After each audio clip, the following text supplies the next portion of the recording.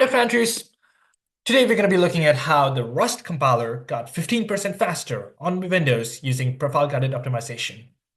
So Rust being a high-performance, type-safe, memory-safe, concurrent, modern programming language obviously comes with a pretty solid compiler out of the box. The compiler is called Rust-C, and it works like a charm on Unix machines. So if you've got a Linux machine or if you've got a Mac machine, you're solid. However, Windows being Windows just makes it harder for the compiler to work efficiently on Windows machines. This used to be the case until recently, but the Rust-C compiler was optimized using a technique called profile-guided optimization, and it works so much faster on Windows compilers or Windows machines. Profile information enables better optimization. For example, knowing that a branch is taken very frequently helps the compiler make better decisions when ordering basic blocks. So we learned that in class. We talked about speculative branching and how speculative branching may be helpful in certain cases. But knowing that a function foo is called more frequently than another function bar is going to help the LLVM inline them better. Function inlining is a technique used by the LLVM to basically inject the actual function into the block of code, which creates bigger binaries, yes, but it also allows the code to run faster. Anyways, back to the PGO concept.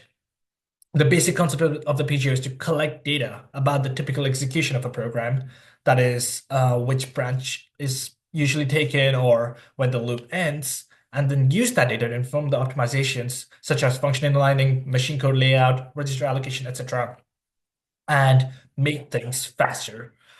This concept is similar to, again, certain others that we learned about in class. Um, and the different ways of collecting data is, again, differ.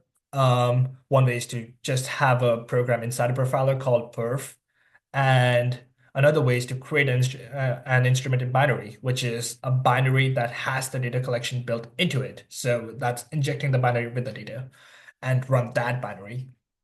That latter approach is the one that's taken by the Rust compiler, and it helps provide more accurate data, and it also is what is usually supported by more LLVMs.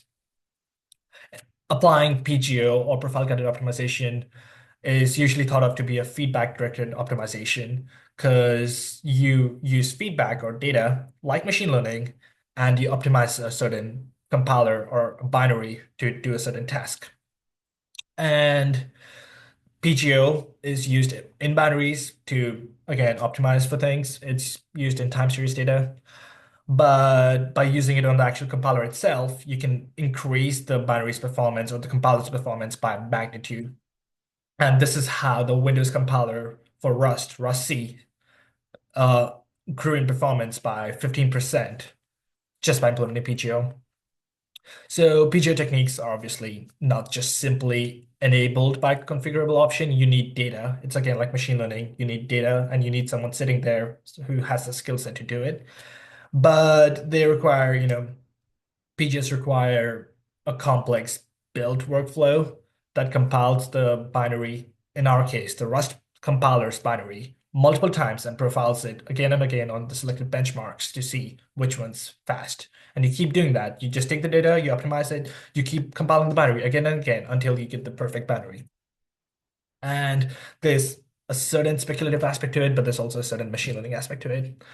Anyhow, PGO, they're amazing. They're used on, actual binaries that ship to customers, but they're also used in the Rust binaries that are shipped in the compilers.